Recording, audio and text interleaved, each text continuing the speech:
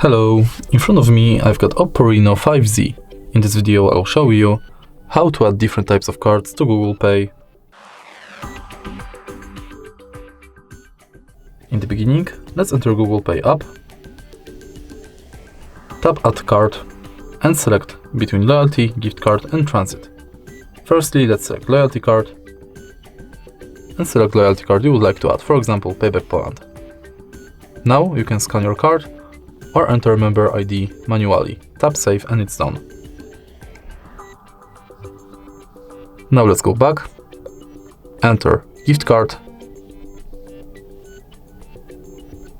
select card you would like to add, and enter card number, PIN, balance, your notes and tap Save. In the end, let's select Transit and select transit card you would like to add. You will be redirected to a website where you have to finish the inside form. All of your cards will appear right here. If you find this video helpful, please leave a like, comment and subscribe.